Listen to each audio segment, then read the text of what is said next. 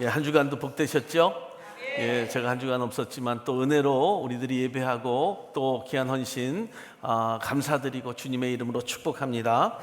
오늘 말씀은 예수님의 건의와 순종이라고 하는 말씀으로 우리가 주의 말씀에 은혜를 나누고자 하는데요. 어느 중학교 과학 시간에 이런 시험 문제가 하나가 나왔습니다. 개미를 3등분하면 어떻게 나눌 수 있는가라고 하는 질문이었습니다. 그 정답은 머리, 배, 가슴입니다. 그런데 어느 학생이 고민을 하다가 이렇게 적었습니다. 죽습니다. 여러분, 말과 글에는 분명한 주제들이 담겨져 있습니다. 그런데 그 핵심을 파악하지 못하면 엉뚱한 대답을 하고 생각하게 됩니다. 신앙생활도 내가 왜 믿어야 되는지, 왜 예수를 알아야 되는지 정확히 알고 우리들이 신앙생활을 할 수 있어야 됩니다. 여러분, 마가복음의 주제가 무엇일까요? 우리가 말씀을 통하여서 이 마가복음을 우리가 말씀으로 나누고 있는데 마가복음의 주제는 무엇일까? 여러분, 그것은 예수님은 누구신가입니다. 마가복음 1장 1절에 하나님의 아들 그리스도 예수 그리스도의 복음의 시작이라 라고 하는 말로 여러분 서론이 시작이 됩니다. 그리고 예수 그리스도에 대한 이야기가 계속해서 이어지다가 여러분 14절 본론으로 들어가면서 요한이 잡힌 후에 예수께서 갈릴리에 오셔서 하나님의 복음을 전파하여 라고 이렇게 본론이 시작이 됩니다. 여러분, 본론도 예수입니다. 또 결론도 예수로 끝납니다. 즉 처음의 시작도 본론의 시작도 결론의 시작도 모두가 예수님의 이야기로 시작이 되고 점철이 되었던 것을 성경을 통해서 우리가 알 수 있습니다. 그래서 마가복음은 처음부터 끝까지 예수님에 대한 이야기로 가득 차 있다는 겁니다. 예수님은 메시아이시고 예수님은 하나님의 아들이십니다. 할렐루야. 이것이 마가복음이 전하고자 하는 주제입니다. 사랑하는 우리 지트리 성도 여러분, 저와 여러분들의 인생의 처음과 본론과 결론이 예수님의 이름으로 살기를 예수의 이름으로 축원합니다. 그것이 우리 인생의 주제를 제대로 파악하고 살아가는 온전한 신앙인의 모습이다라고 하는 것을 우리가 오늘 말씀을 통하여 교훈받고, 특별히 오늘 우리 가운데 우리가 읽었던 본문의 말씀을 되돌아보면 예수님이 선택한 제자의 이야기가 나오고 있습니다. 예수님이 왜 제자를 선택하셨고 그 제자들이 어떻게 순종했는지에 대한 이야기를 오늘 본문은 다루고 있습니다. 여러분, 우리가 생각하는 제자는 과연 무엇입니까? 제자라고 한다면 어떤 분들은 대부분 이렇게 생각을 합니다. 제자 성경 공부반을 마친 분들이 제자다라고 이렇게 생각하는 분들이 있습니다. 그러나 여러분, 제자 성경 공부반을 가지고 제자가 되었다고 말할 수 없습니다.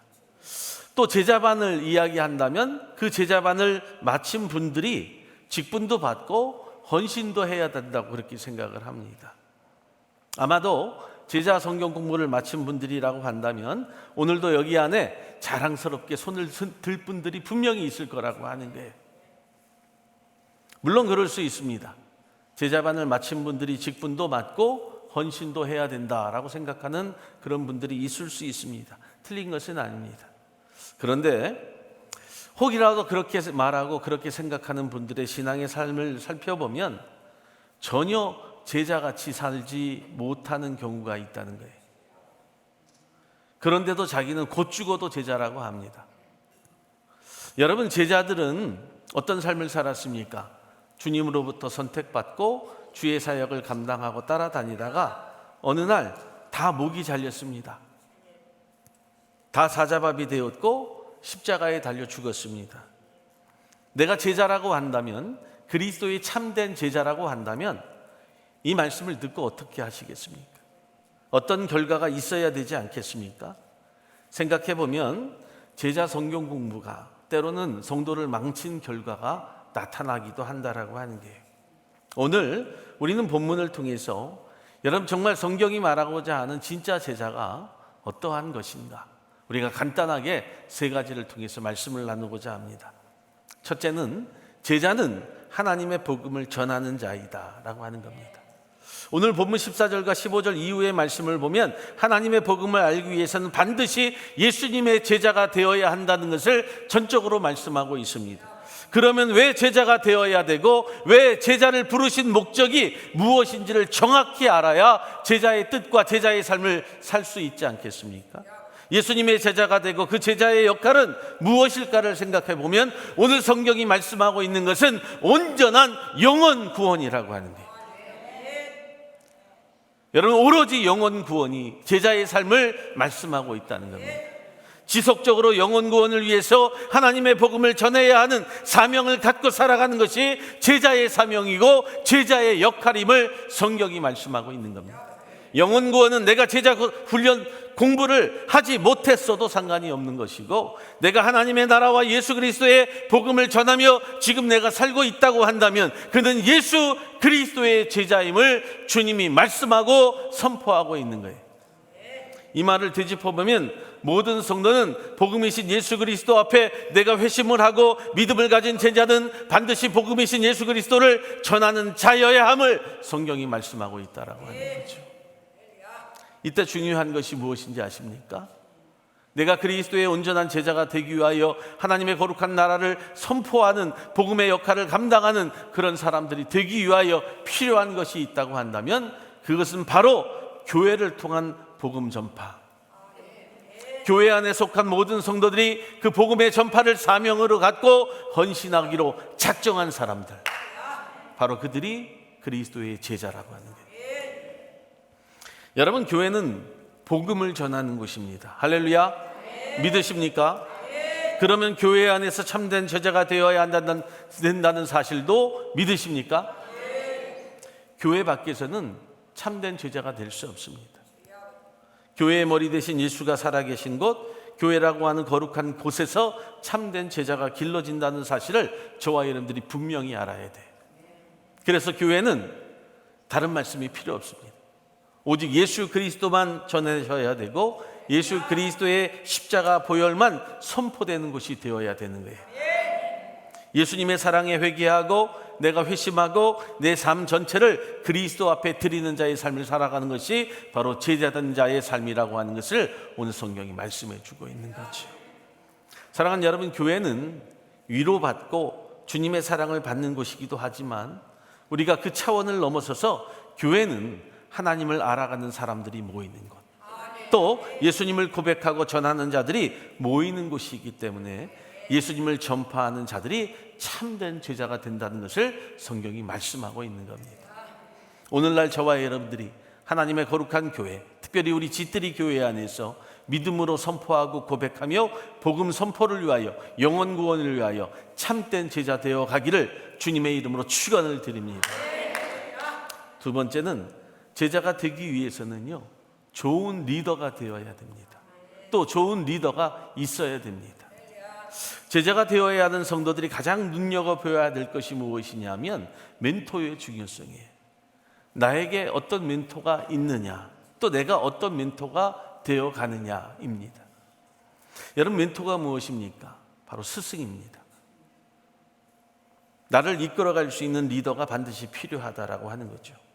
사람은 반드시 누구를 만나느냐에 따라서 그 사람의 삶의 모습들이 달라집니다. 우울한 사람을 만나면 나도 우울해집니다. 또 상쾌하고 기분 좋은 사람을 만나면 나도 상쾌해지고 기분 좋은 사람을 되어갑니다. 기도하는 사람을 만나면 나도 기도하게 되고요, 말씀을 사모하는 사람을 만나면 나도 말씀을 사모하게 됩니다.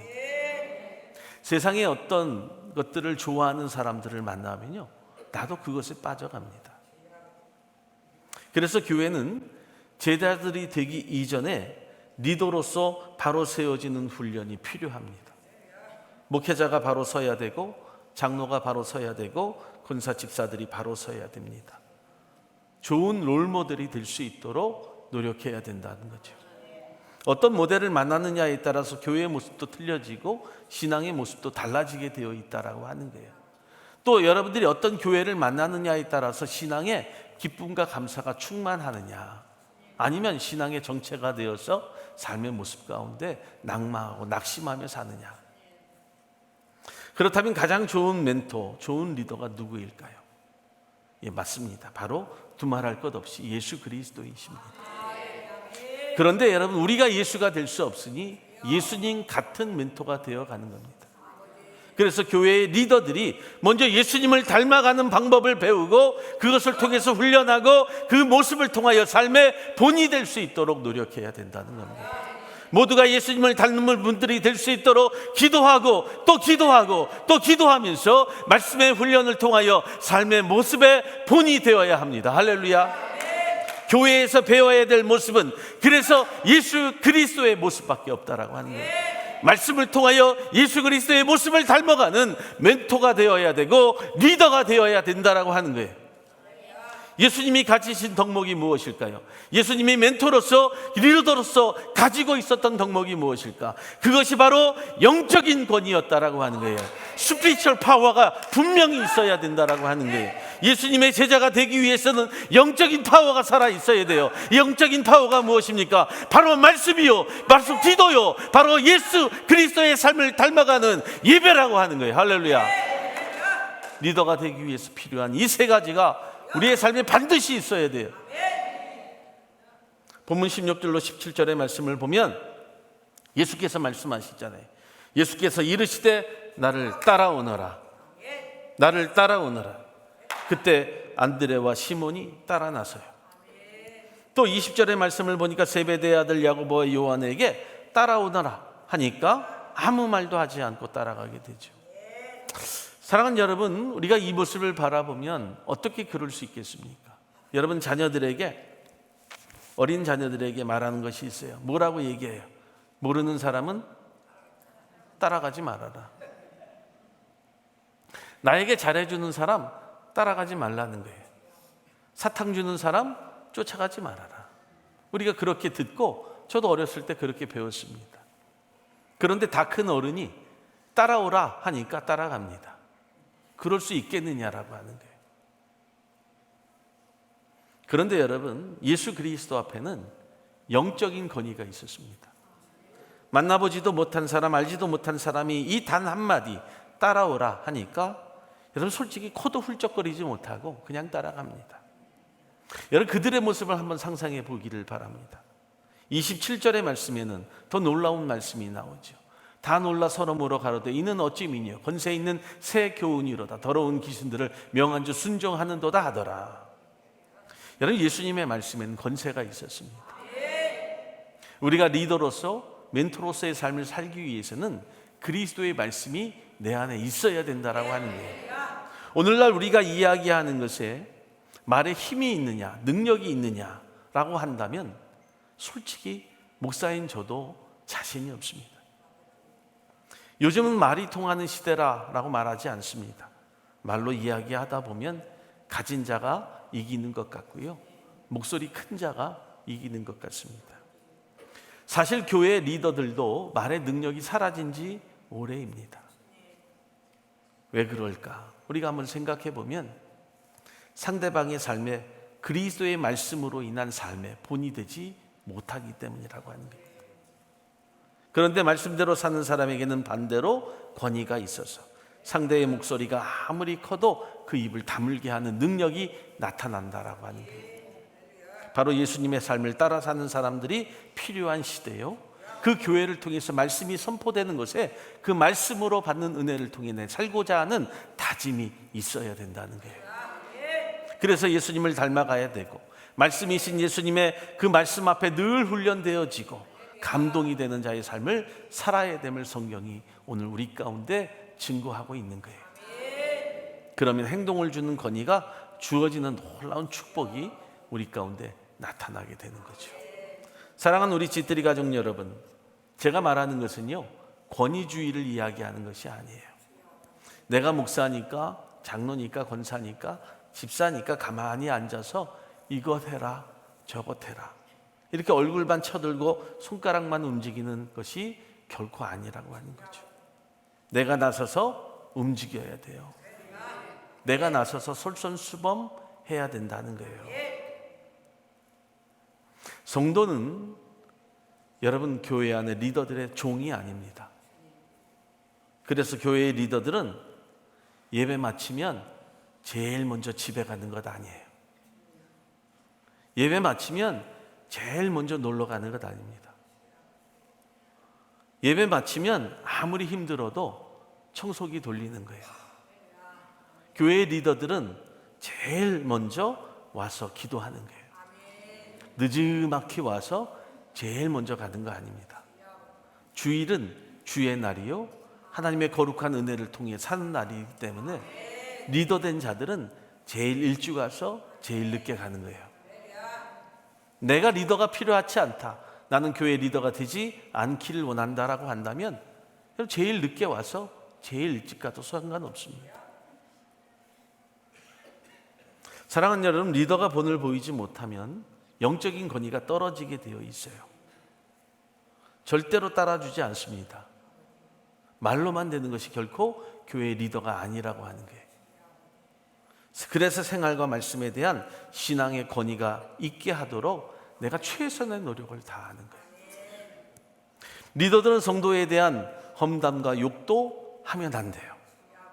왜냐하면 상대방의 권위도 지켜줄 줄 아는 자들이 온전한 리더가 되기 때문이라고 하는 거예요.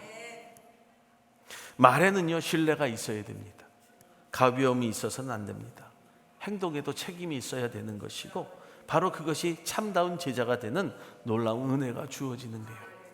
사랑하는 성도 여러분, 특히 우리 G3 가족 여러분, 리더로서의 삶을 살기 원한다면 하나님의 거룩한 일에 함께 동참하고, 내가 늦은 시간이라도 내가 해야 될 본분과 사명이 있다면 온전히 감당하는 하나님의 거룩한 제자 되기를 예수의 이름으로 축원합니다. 세 번째, 제자의 덕목은 신뢰입니다. 신뢰. 요즘 교회 안에 이 잘못된 리더의 개념을 갖고 있는 것을 우리들이 많이 발견을 합니다. 예수님처럼 종의 형체를 가지고 사는 것이 아니라 성도를 종처럼 다스리는 자처럼 살려고 하는 것이 여러분 교회 안에 만연히 깔려져 있습니다. 이것은 리더로서의 절대 하지 말아야 될 행동이라고 하는 겁니다. 리더들의 절대 하지 말아야 할 행동 중에 하나가, 일을 하다 보면 이런 일이 있습니다. 아무도 나를 도와주지 않을 때가 있다는 거예요. 그래서 말을 합니다. 아이고, 아무도 나를 도와주지 않아. 그래서 나는 몰라 라고 할 때가 있어요. 아무도 나를 도와주지 않으니 나는 하고 싶지 않아 라고 말할 때가 있다는 거예요.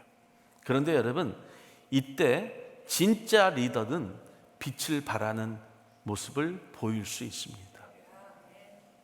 리더들의 말과 행동을 통해서 리더의 모습을 온전히 보여줄 수 있다는 거죠. 아무도 도와주지 않아도, 아무도 나와 함께 하지 않아도 나는 그 길을 가면 된다는 거예요. 여러분, 예수 그리스도가 이 땅에 오셔서 그리스도가 해야 될 본분과 사명을 잃지 않으셨는데, 그것이 십자가의 길을 가는 것이었고 죽음의 길을 가는 것이지 않았습니까? 아무도 따라와 주지 않았습니다. 아무도 함께 하지 않았다는 거예요. 그럼에도 불구하고 그리스도는 여러분 그 누구에게도 불평하지 않았다는 거죠. 우리가 예수 그리스도의 삶을 닮아가는 과정 속에 우리의 입술에 너무도 많은 불평과 불만이 있어요. 사랑하는 여러분, 성도들은 우리의 행동을 봅니다. 우리의 말을 보고, 그리고 생각합니다. 내가 그 리더를 따라갈 것인가, 내가 그 리더를 따라가지 않을 것인가에 대한 결정을 반드시 한다는 거예요. 사람들이 보지 않는 것 같아도 반드시 봅니다. 사랑하는 여러분, 왜 제자들이 예수님의 말 한마디에 순종을 했습니까? 그것은 바로 그리스도에 대한 신뢰가 있었기 때문이라고 하는 거예요. 오늘날 교회 안에 믿음으로 나가는 리더들 앞에 성도들에게 보여줄 수 있는 신뢰가 있기를 예수의 이름으로 축원합니다. 그가 십자가에 달림이 있어도 아무도 안 따라와주고 다 도망을 갔어도 리더 대신 주님은 당신의 십자가를 지는 것이 그에게 있어서 본분이었기 때문에 그 일을 향하여만 달려갔다라고 하는 거예요. 리더들은 하나님의 거룩한 교회를 위하여 충성하기로 작정했다고 한다면 내가 죽기까지 그 충성의 모습을 보일 수 있는 자들이 되는 거예요. 그것이 성도들에게 보일 수 있는 신뢰라고 하는 거예요. 그리고 또 제자들을 주님은 믿어주셨습니다. 또 배신했던, 도망갔던 제자들이었지만 주님은 그들을 찾아가셨던 것을 기억을 한다는 거죠. 사랑하는 여러분, 주님은 제자들을 부르실 때 그들의 가능성을 신뢰하고 믿어주셨습니다. 너희로 사람 낚는 어부가 되게 하리라 라고 하는 그 말씀은 여러분 작은 가능성을 보면서 그를 믿어주었던 그리스도의 선포요 말씀이었다라고 하는 거죠. 그들은 어부들이었지만 제자들도 주님을 신뢰하고 따릅니다. 이것이 교회 안에 신뢰가 있는 믿음의 모습이라고 하는 거예요. 그래서 서로를 믿어주는 것, 서로를 신뢰하는 것, 이것이 신앙생활에 있어서 가장 기쁨이요 행복이요 축복이라고 하는 것을 오늘 성경이 말씀하고 있는 거예요.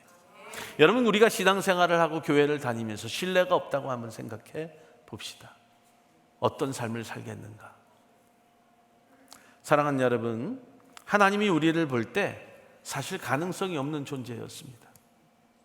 전혀 신뢰할 수 없는 모습이었지만 지금 내 안에 가지고 있는 가장 작은 가능성을 보고 나를 믿어주셨다는 거죠.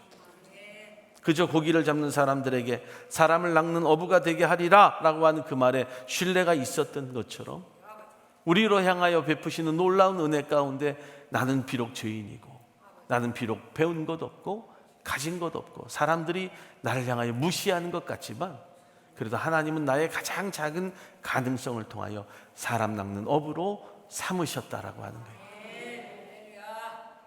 사랑하는 여러분, 이름도 없는 우리를 선택하시고 또 훈련시키시고 주의 자녀를 만들어가는 과정을 우리들이 보고 있지 않습니까? 그래서 우리에게는 얼마나 큰 축복과 은혜가 있습니까?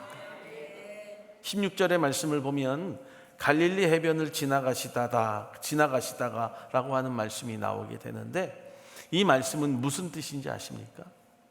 원어로 페리타테오라고 이렇게 말을 하는데 갈릴리 해변을 지나가시다가 라고 하는 말은 마치 독수리가 하늘을 쭉 올라가서 먹이를 찾을 사냥감인 먹이를 찾아 이렇게 둘러보듯이 위아래를 훑어본다라고 하는 이야기예요.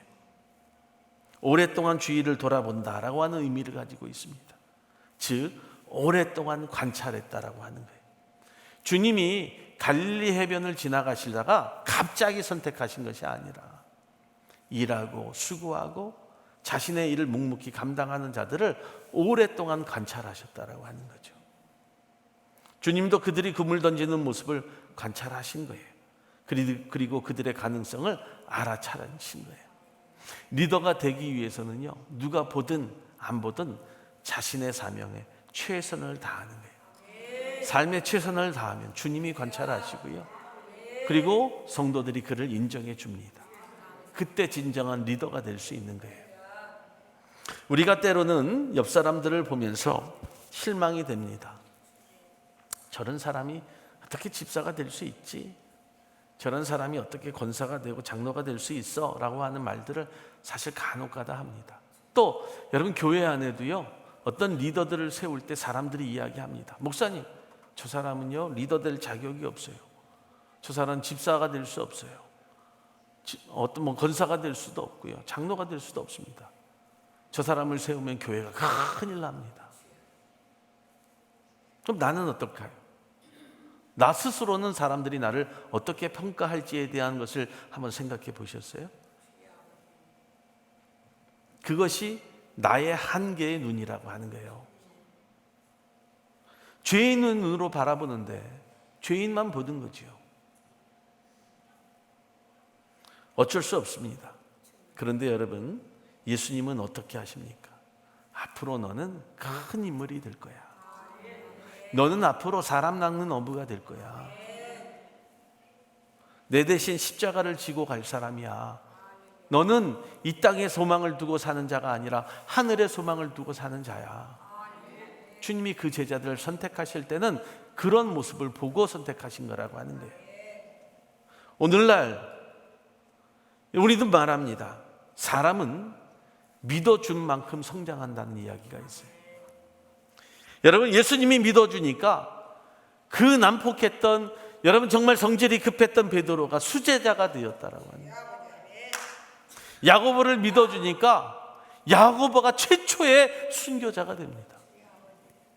요한을 믿어주니까 십자가상에 가장 가까운 곳에 예수님을 따라가는 은혜가 그에게 있었고요. 여러분, 예수님의 어머니를 평생 모시는 축복을 그가 안고 살고 있습니다. 요한계시록을 쓰는 영적인 안목을 가진 자가 바로 요한이 되었다라고 하는 거예요. 이처럼 리더들은 신뢰를 받을 수도 있고 줄 수 있는 사람이 되어야 되는 거예요. 그래서 리더는 사람을 차별하지 않고요, 구별할 줄 아는 자가 되는 거예요. 다른 성도들과는 다른 삶을 살려고 노력하는 것이고, 다른 사람의 삶을 바라보면서도 차별하지 않고 구별하는 가운데 그를 위하여 기도해 주는 삶을 살게 되는 거예요. 사랑하는 여러분, 하나님 앞에서 존귀하게 쓰일 사람이 되려면 온전히 그 삶을 구별할 줄 알아야 돼요. 사랑하는 여러분, 또한 순종에는요, 또한 리더로서의 삶에는 다 같은 리더, 다 같은 순종이 있을 수 없습니다. 좀 안타까운 이야기인데 순종에도 순도가 있다는 거예요. 즉 퓨리티가 있다라고 하는 거예요. 레벨이 있고요, 순도가 다르다라고 하는 거예요. 예수님께서 제자들을 처음 부르실 때에 제자들에게 있어서 그 부르심의 순종은 굉장히 어려운 순종이었습니다. 처음의 부르심이었는데 굉장히 부담스러운 순종이었다는 거예요. 베드로와 안드레를 부르실 때는 모든 생활을 다 버려두고 따르라는 것이었어요. 그 부담스러운 부르심이 그들 앞에 있었지만 그들이 순종하죠. 오늘날 저와 여러분들에게 그런 부르심이 있다고 한다면 여러분은 어떤 결정과 결단을 하시겠어요? 나의 모든 것을 버려두고 주님을 따르라 라고 말씀하신다면 어떻게 결정하시겠어요? 그런데 여러분, 그때도 과감히 다 버려두고 주님 따르십시오. 주님이 나에게 죽음을 요구하신다면 그 죽음조차도 수용하시면서 따라가야 된다는 거예요. 우리는 리더가 되려고 하면서도요, 부담스러운 것들을 원하지 않아요. 내가 책임져야 할 일에 대해서 내가 책임지지 않습니다. 내가 수고스러운 일에 대해서도 내가 순종하지 아니하고요, 그런 것들은 다 다른 사람들에게 미루려고 하는 경향이 있게 됩니다. 그래서 말하죠. 난 책임이 없습니다. 좋은 말인 것 같아요. 책임지지 않는 일은 난 하지 않습니다. 그런데 여러분, 순종이라고 하는 것은 주님의 교회를 위해서, 주님을 위해서라면 내가 다 책임지겠습니다. 나로 인해 교회에 복음 전하는 일에, 교회의 부흥과 성장에 나는 걸림돌이 되지 않겠습니다. 내가 모든 책임을 다 질 수 있도록 내가 그 자리까지 나아가겠습니다. 이 순종이 필요하다라고 하는 거예요. 그래서 수준 높은 순종을 하기 위해서는 나중에 생각해 보겠습니다 라고 하는 대답은 하지 말아야 돼요. 지금 당장 즉각적으로 반응한다는 거죠. 주님께서 여러분 사람을 부르실 때, 헌신자를 부르실 때 어떻게 대답하라고요? 내가 여기 있나이다. 날 사용해달라고 하는 그 고백. 사랑하는 여러분, 마가복음 8장 34절로 35절의 말씀을 보면 이렇게 말씀하시죠. 무리와 제자들을 불러 이르시되 아무든지 나를 따라오려거든 자기를 부인하고 자기 십자가를 지고 나를 쫓을 것이니라. 누구든지 제 목숨을 구원코자 하면 잃을 것이요 누구든지 나와 복음을 위하여 제 목숨을 잃으면 구원하리라. 아멘. 여기에서 제 목숨을 잃으면이라고 하는 말씀에 우리는 두려워해요. 마치 죽을 것 같다라고 하는 거죠. 그런데 그렇지 않습니다. 주님은 헌신자를 세우시기 위하여 그를 죽이시는 것이 아니라 오히려 살리시고 힘 주시고 은혜 주시고 능력 주신다는 거예요. 사랑하는 여러분, 오늘 주님은 우리에게 이러한 결단을 요구하시는 거예요. 지뜨리 교회 성도들에게 이러한 결단을 말씀하고 선포하는 거예요. 그때 선포되는 말씀을 듣고 너에게 말하는 것이다 라고 말하는 것이 아니라 나에게 말씀하신다라고 하는 것을 깨닫는 거예요. 리더가 되신 분들, 또 리더가 되어 가실 분들, 하나님의 교회를 책임질 분들, 저와 여러분들 이제 예수님만 따라가면 됩니다.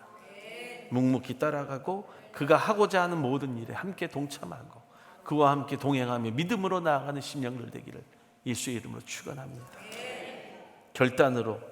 결단으로 예수님이 신뢰하는 참된 제자가 되어서 영혼 구원을 위하여 복음 선포를 위하여 쓰임 받기를 소망하는 우리 사랑하는 지뜨리 교회 성도 되기를 예수의 이름으로 축원합니다. 축원합니다.